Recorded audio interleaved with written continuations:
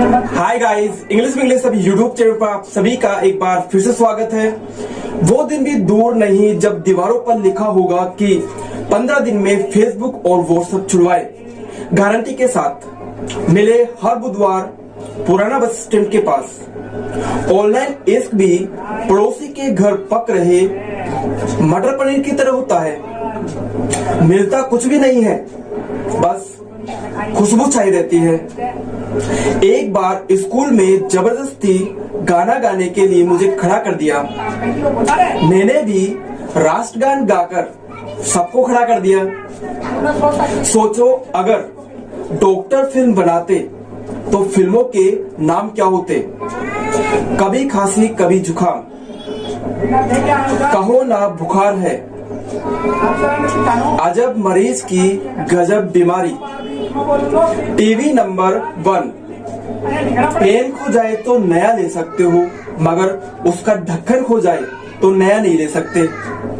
इसलिए लाइफ में एक बात हमेशा याद रखना मित्रों की, पेन टिचुक टिचुक वाला ही लेना।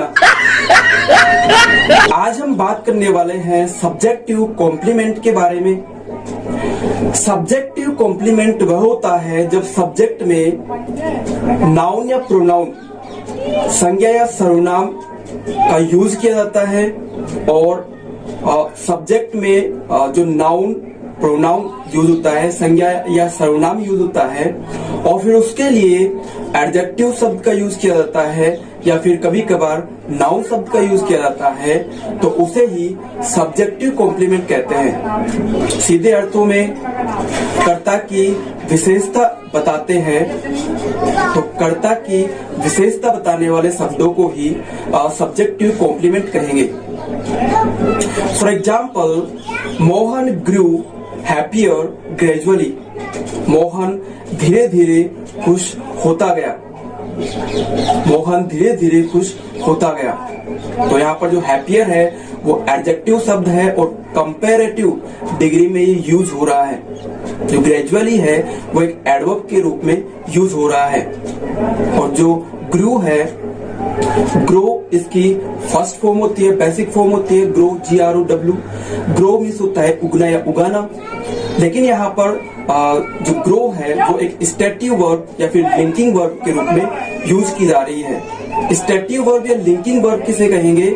जब हम ऐसी वर्ब का यूज करते हैं जो केवल सब्जेक्ट कर्ता की विशेषता बताने के लिए यूज होते हैं, यूज किए जाते हैं, तो उनको लिंकिंग या स्टेटिव वर्ब कहते हैं। दूसरा इसका एग्जाम्पल है ही रिमेन द कैप्टन। वह कप्तान बना रहा। यहाँ पर जो रिमेन है वो भी एक स्टेटिव वर्ब है जो कि कर्ता की विशेषता बताने के लिए यूज हो रहा है। आगे है द रोज स्मेल्स फाइन। गुलाब अच्छी खुशबू देता है। आगे सी लुक्स ब्यूटीफुल। वह सुंदर दिखाई देती है या फिर वह सुंदर लग रही है। तो यहाँ पर ये जो वर्ब है इनके जस्ट बाद में कोई भी ऑब्जेक्ट नहीं आ रहा है, कोई भी ऑब्जेक्ट यूज नहीं किया जा रहा है। तो इस शब्दों को, इन जो वर्ब है, ऐसी क्रिया को स्टेटिव वर्ब या लिंकिंग वर्ब कहा जाता है जो केवल और केवल कर्ता की विशेषता बताने के लिए यूज होती है। आगे हम बात करते हैं ऑब्जेक्टिव कॉम्प्लीमेंट के बारे में। ऑब्जेक्टिव कॉम्प्लीमेंट वह होता है सेंटेंस में जब ऑब्जेक्ट आता है और उस ऑब्जेक्ट के लिए कोई कॉम्प्लीमेंट, मतलब उसकी विशेषता बताई जाती है, ऑब्जेक्ट की विशेषता बताई जाती है, तो उसे ही ऑब्जेक्टिव कॉम्प्लीमेंट कहते हैं। For example, I appointed him a teacher. मैंने उसको अध्यापक नियुक्त कर दिया।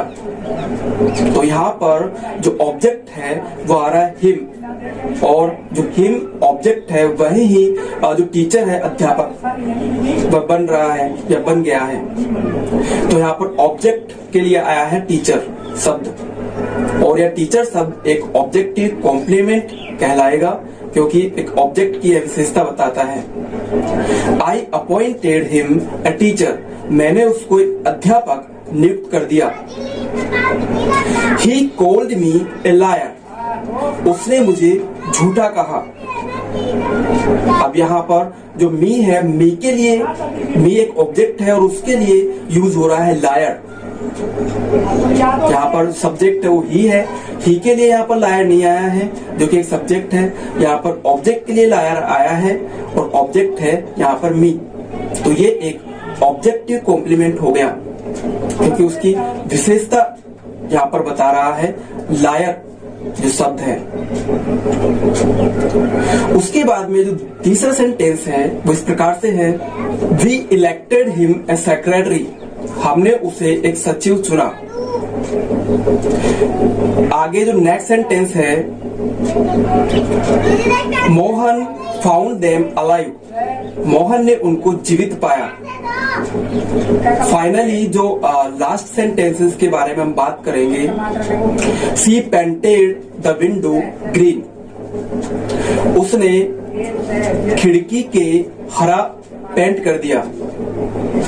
इन सभी सेंटेंस में ऑब्जेक्ट के लिए यहाँ पर जो एडजेक्टिव शब्द है वो यहाँ पर प्रयुक्त हो रहे हैं, व्यक्त किए जा रहे हैं। तो इन सभी सेंटेंस में ऑब्जेक्टिव कॉम्प्लीमेंट का यूज किया जा रहा है, मतलब ऑब्जेक्ट की विशेषता बताई जा रही है। तो जब ऑब्जेक्ट की विशेषता बताई जाती है तो उन्हें ऑब्जेक्टिव कॉम्प्लीमेंट कहा जाता है।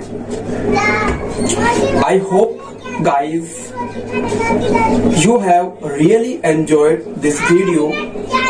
आसानी से इंग्लिश सीखने के लिए चैनल को सब्सक्राइब करिए और सब्सक्रिप्शन बटन के बगल में जो बेल आइकॉन है उसको दबाना मत भूलिए ताकि रोज आने वाले वीडियोस के नोटिफिकेशंस आपको सही समय पर। अगर आपने अभी तक हमारा चैनल सब्सक्राइब नहीं किया तो अभी सब्सक्राइब करें और बेल आइकॉन को क्लिक करके हमारी लेटेस्ट वीडियोस के बारे में अपडेट जानें।